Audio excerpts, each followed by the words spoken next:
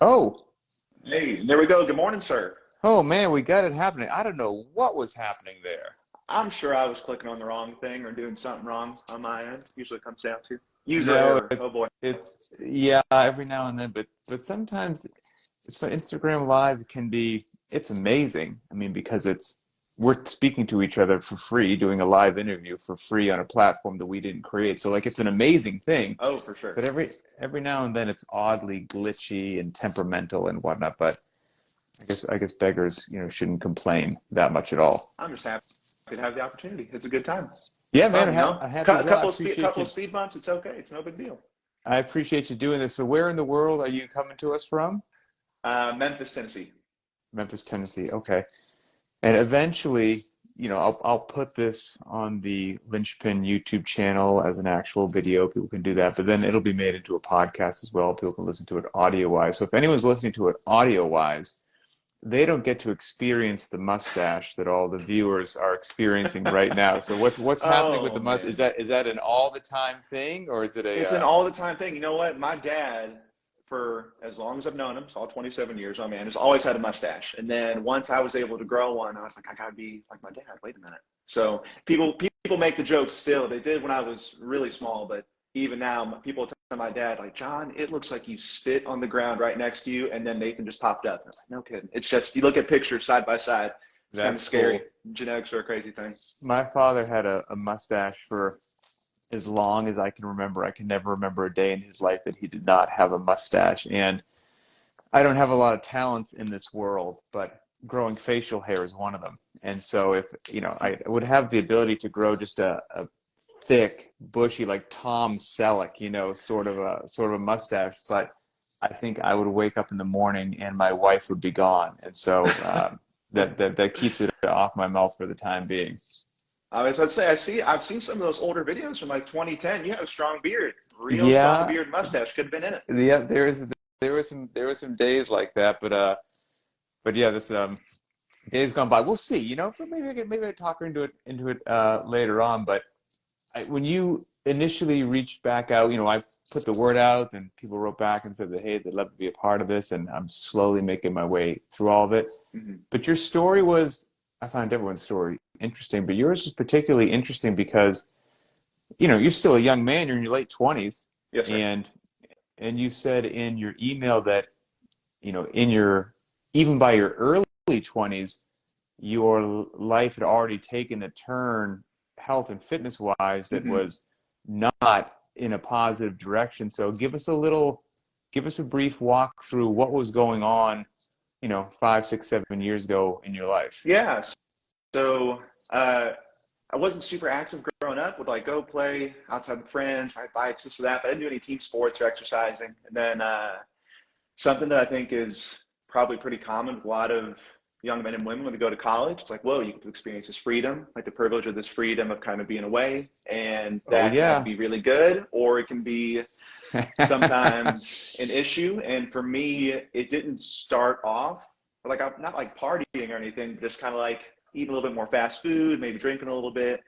But then that kind of really snowballed really fast into some pretty heavy drinking and then smoking a lot of cigarettes, getting up to about a pack a day at the worst point, or at the like lowest point, or I guess highest point of my use of cigarettes. So And yeah, did one follow the other? Like, we're drinking anyway, everyone else is smoking, the cigarettes came along, or were the cigarettes around before the drinking escalated?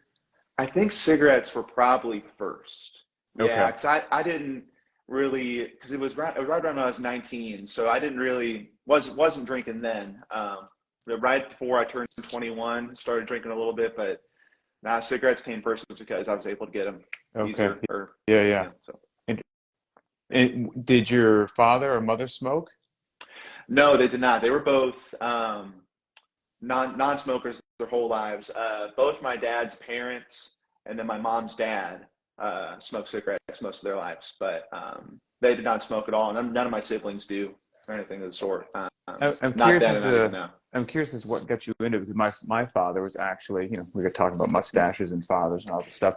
My father is a lifelong smoker. As much as I can never remember him not having a mustache, I can never remember him not just just burning through 2 packs of Marlboros Hmm. a day. Like that Yeah. was life. And I think maybe since I was, when you're a youngster, things that are taboo and outside the norm and fringe have an allure to them. Doesn't matter if they're good or bad for you. It's the Yes. taboo activity has an attraction. But I think since I grew up in a house like smelling that smoke all the time, like I could not stand it. And so kind of a blessing in disguise. Hmm. When everyone else thought it was cool, I was like, I had no interest in smoking at all because it was just something I dealt with for so long. What do you know what, your parents didn't smoke, some of your extended family might have, but any idea what got you into that? I think if I had to, it's hard to like put a pin or like point specifically to what, but I think a big contributor had to be just the social aspect starting off. I went to school in Nashville, and then the music scene there is really interesting and exciting. And then smoking socially is like a culturally like a very common Gotcha. thing, especially in college when you're around a lot of people like musicians who are playing in bars or you're going to parties, this and that. Just like everyone was smoking, so The it's kind of like smoky being around dive it. And bar then with the music going on. it's very romanticized, and there is an aesthetic about it that does seem alluring and inviting, but that's very short lived.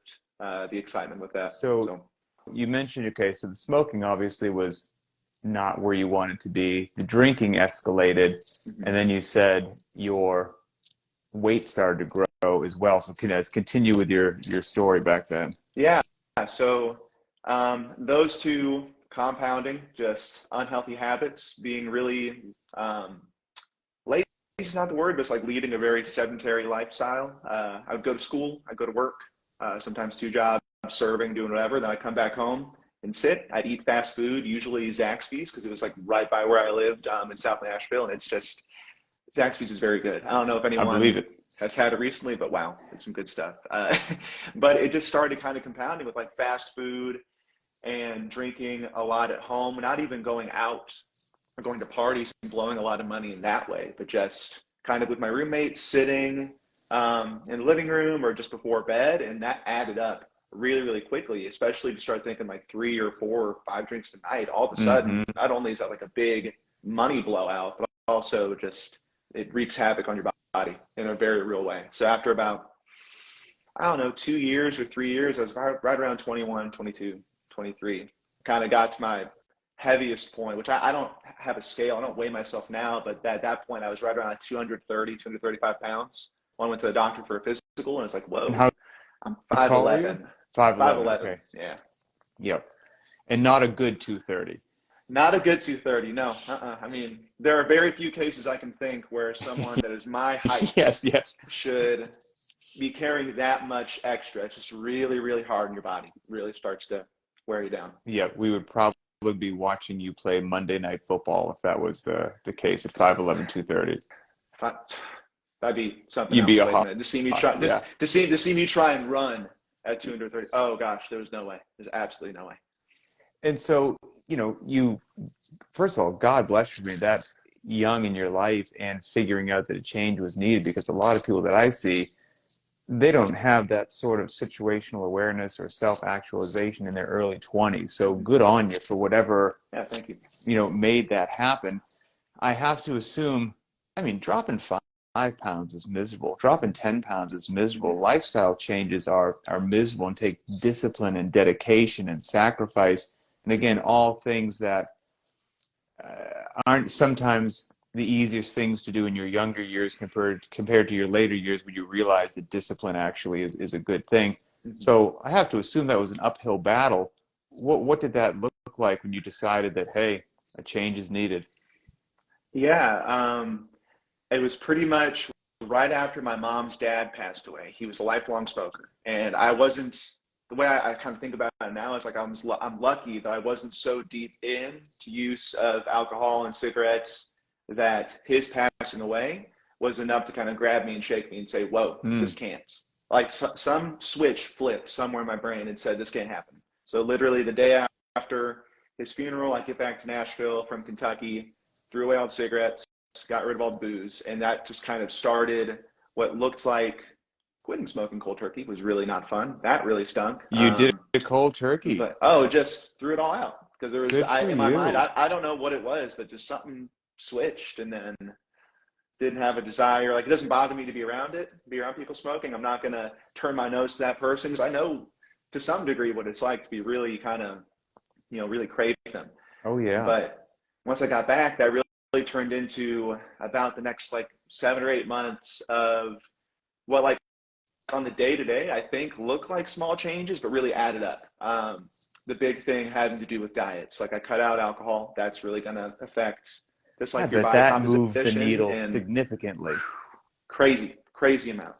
That, and then I still had a dining plan at the time for undergrad, so I was going to like the dining hall instead of getting the burger or getting tacos or things. They're all tasty and like in moderation are totally fine. Mm-hmm. I was eating way too much for what I was doing, so that turned into, instead of just over consuming, instead like every lunch I would get, they would do like these pre-made packs of like a grilled chicken salad with vegetables and then some sort of like sparkling water, and it's Yeah, just one okay. meal. But like that combined with lots of steps, like always taking the stairs on campus, where there's a lot of really tall buildings, and yeah, changing those eating habits and cut some things out, that started to kind of compound really quick in a positive way. You know what's funny is processed food, calories can be so sneaky. Now, first of all, you eliminating the booze. If you're talking about 4 or 5 beers a night, that drinking of those calories that doesn't make you feel Mm-hmm. full or content from a big meal, I mean, eliminating that's Mm-hmm. huge. But then, like you said, the burgers, the tacos, whatever, and making some of the changes as well. Some things in America are Mm-hmm. so calorie laden that we just don't even understand it. A funny Mm-hmm. story recently. I don't have the world's best genetics. My family's Italian. Italians put on weight like nobody's business if I Oh don't do yeah, we anything do. Yeah, if I we don't do. do anything right.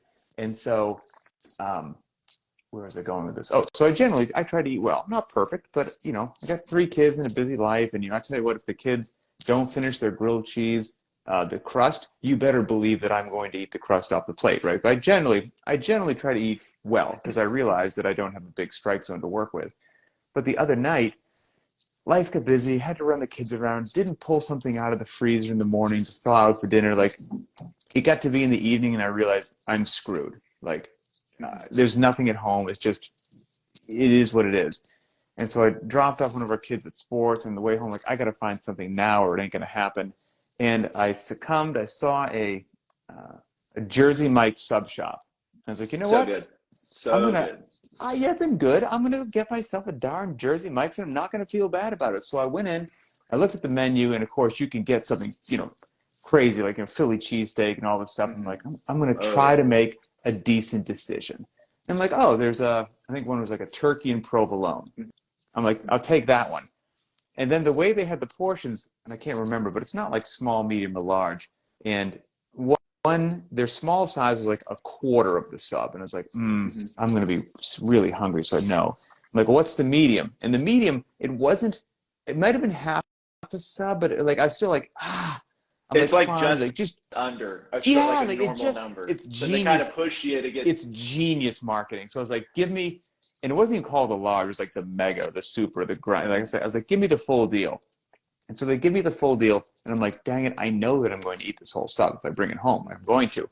And as I glanced on the way out, they had the calories on the menu next to it. And that sub that I was holding in my hands, no bag of chips, no nothing, no sugary soda drink, just the sandwich that I purchased was 2,200 calories, which is just about what a lot of people would need for an For a day. entire Yeah. day.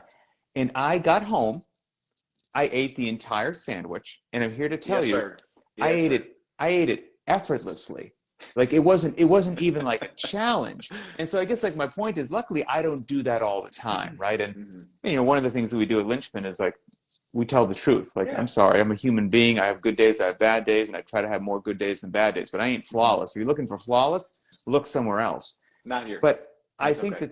that sadly in America, a lot of people might think got something for breakfast, they got something for lunch, they went to the sub shop, they got a sub, and hey, I didn't get a soda, I didn't get chips. I Mm-hmm. can't understand why I'm not losing weight because I just had a sandwich for dinner. Like, it just might be that, but that sandwich was 2,200 calories. Now, when you make that different change, like you're saying, you went to your chow hall, your cafeteria, whatnot, and got these different options, just making those different options was probably such a reduction in your overall caloric intake, and Oh, you for sure. added the no drinking.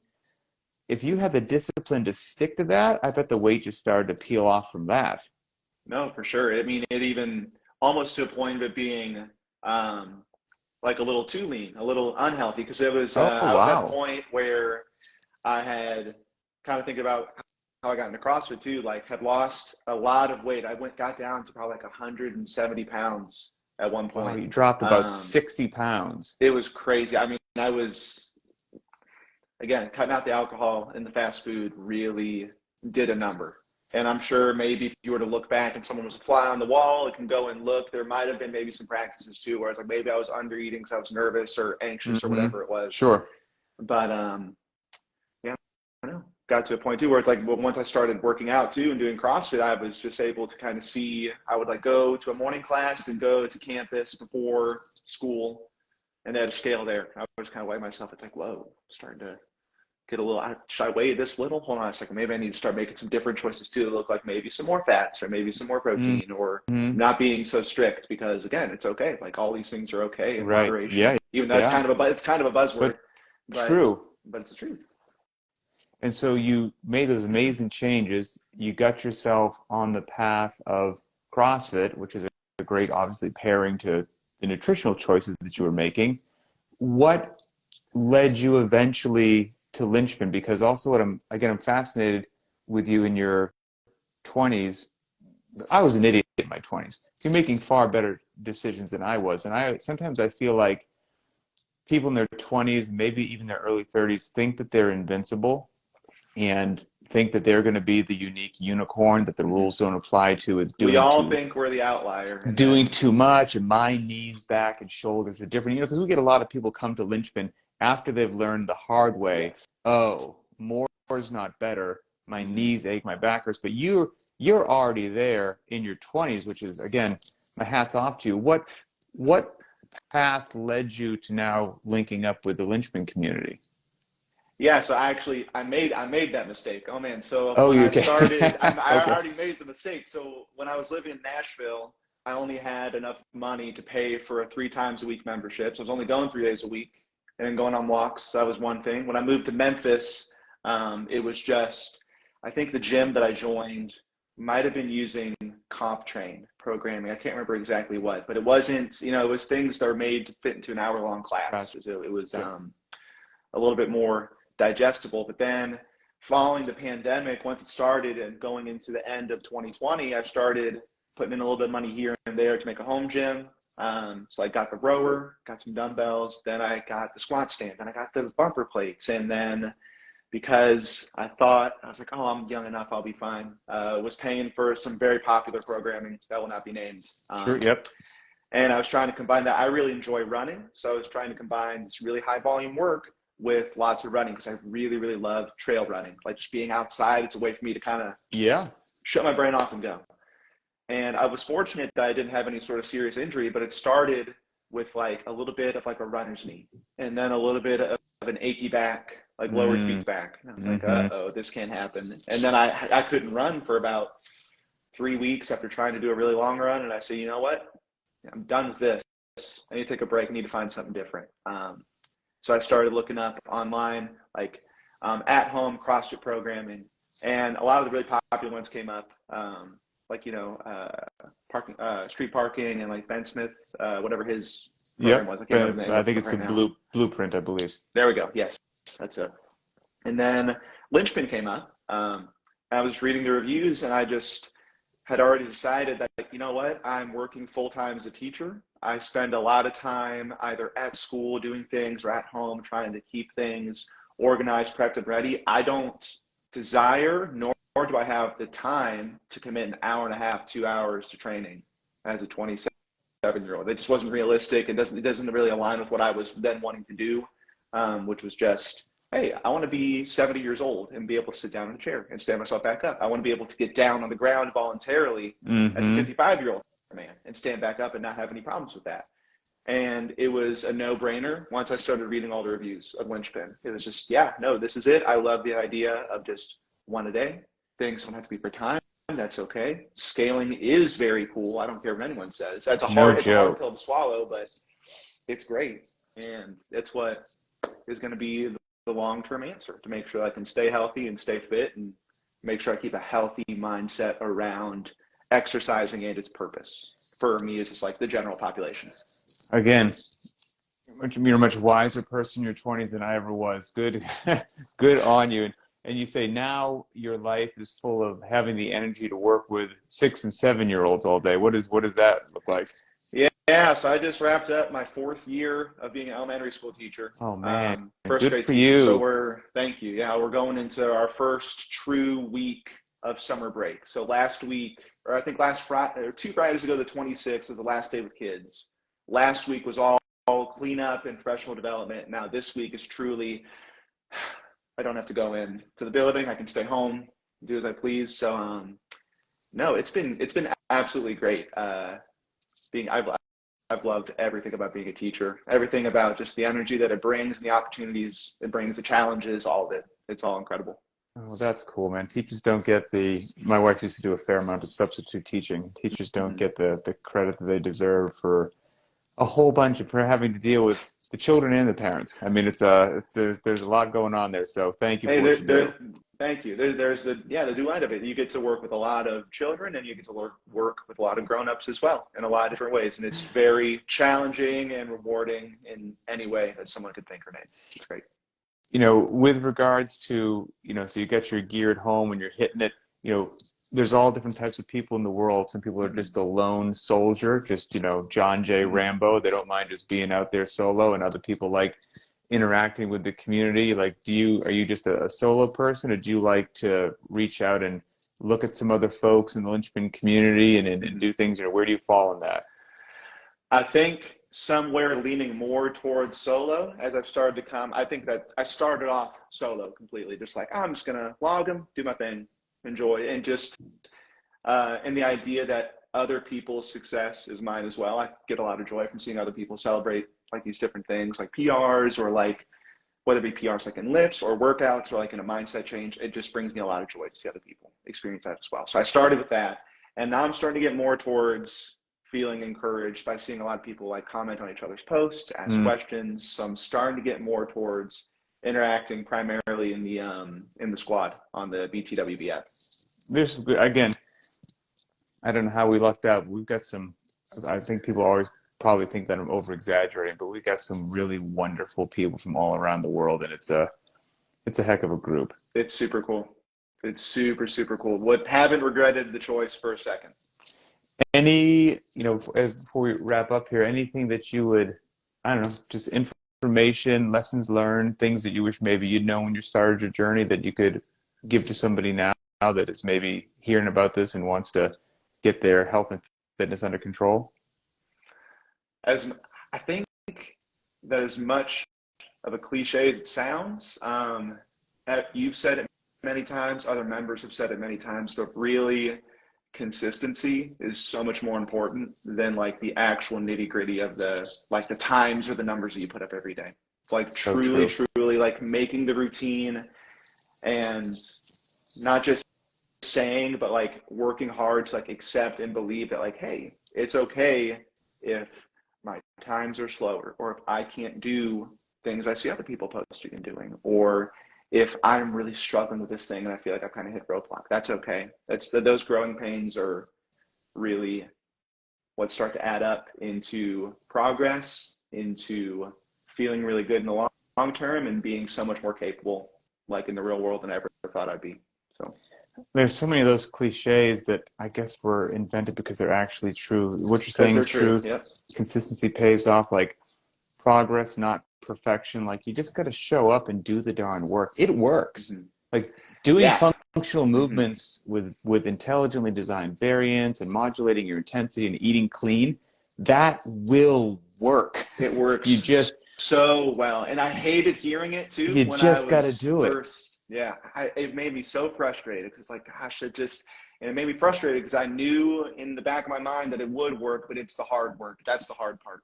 is like Yep. the eating clean, the being consistent, but it Uh, just pays off in so many ways more than just your performance and just like performance in the gym and like just how you're doing overall. There's so many great things that come with it. I can't even start the list. if you could just pop a pill and be fit, that'd be amazing. But sadly, that is not how it works. You No. have to put in the sweat. You have to Mm-hmm. carve out the time each day.